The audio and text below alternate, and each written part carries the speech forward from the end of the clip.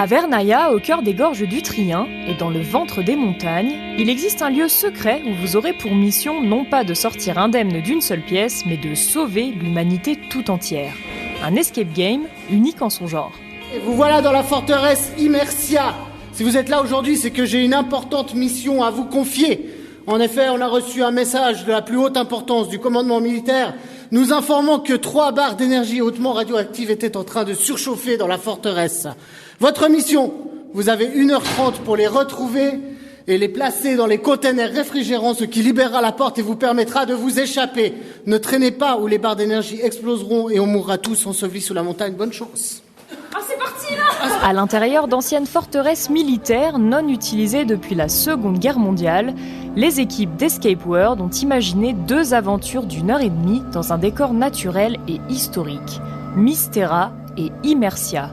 Rebecca Marolf en est la fondatrice avec son frère. Oui, alors on a eu la chance de récupérer ces forts militaires et puis organiser un jeu dans cet espace, c'était aussi avoir la possibilité d'organiser pour plusieurs personnes, donc c'est des 8 à 18 joueurs. C'est extrêmement vaste, on a à peu près 15 km en fait, de couloirs exploitables, on n'exploite qu'une petite partie. On a des projets d'exploitation des autres étages, mais après maintenant c'est beaucoup de travail, c'est des lieux qui sont vieux, qui sont du type post-apocalyptique. On essaye de privilégier en fait tous nos mécanismes pour que c'est un peu l'ambiance du lieu. Donc c'est pour ça que ça met beaucoup de temps à se construire. Les différents parcours sont accessibles à partir de 12 ans. Cédric, Game Master, nous explique pourquoi. C'est sûr que c'est des escape rooms qui sont quand même un petit peu plus compliqués qu'une escape room traditionnelle, dans le sens où les lieux font que c'est pas facile, qu'il y a beaucoup de choses à faire, c'est très grand, c'est 1h30, donc pendant 1h30, il faut quand même tenir le rythme. Donc c'est quand même un certain niveau de difficulté. Ouais. Nous suivons alors une équipe de 8 personnes venues s'essayer à l'aventure Immersia. Pour réussir, ils devront faire appel à leur esprit de cohésion, leur logique et leur courage, car il y en a des portes à débloquer, des énigmes à résoudre et des indices à trouver un peu partout dans la forteresse, et en plus, dans l'obscurité. Ça arrive de là, il faut faire tout le tour, et le seul repère qu'on a, c'est ce point. On a trouvé un couloir qui descend qui descend dans le noir, et il y a un coffre-fort qu'on ne peut pas ouvrir. Donc on est un petit peu bloqué. Parce qu'au total, moi je crois que j'ai trouvé pas loin de 3 portes avec des codes, et à chaque fois on n'a pas de code. Je cherche quelque chose à tirer avec ma grande canne à pêche. Une clé visiblement, non ? Oui, sûrement une clé, un peu comme Fort Boyard, mais je ne sais pas où elle est.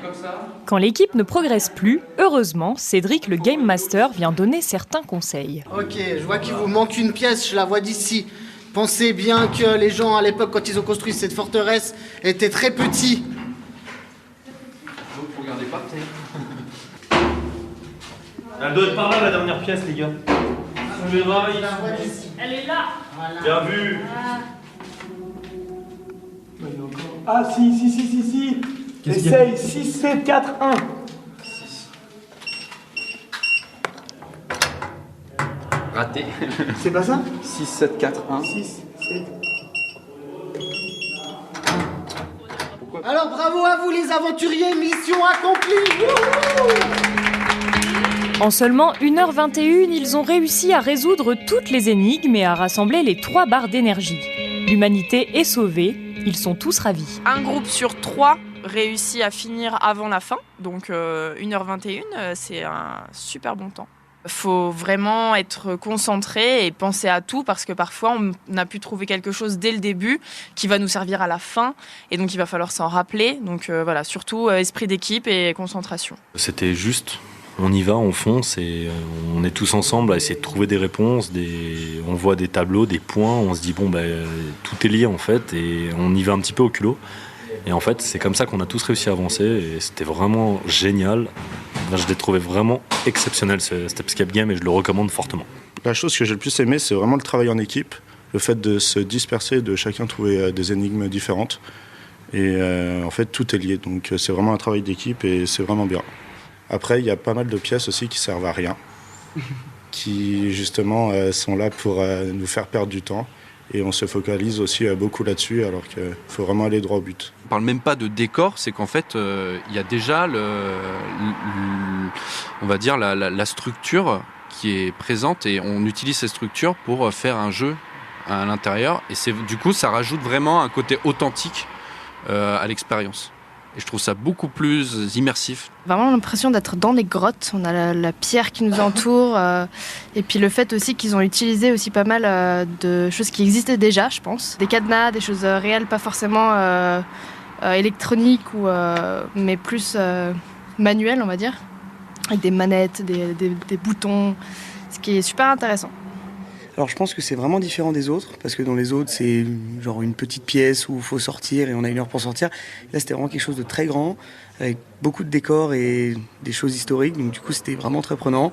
Il faisait froid par contre, mais sinon à part ça c'était vraiment bien. Et du coup en fait maintenant j'ai pas envie d'aller faire d'autres escapes parce que je me demande si ça va pas être moins bien et si je vais pas être déçu parce que j'ai commencé par quelque chose de trop bien. Pour vivre cette aventure hors du commun ou encore découvrir tous les autres parcours, rendez-vous sur le site escapeworld.ch. Dernier conseil, n'oubliez pas de prendre un petit pull quand on veut sauver l'humanité dans un ancien fort militaire. Il fait seulement 15 degrés. Soyez forts, on compte sur vous.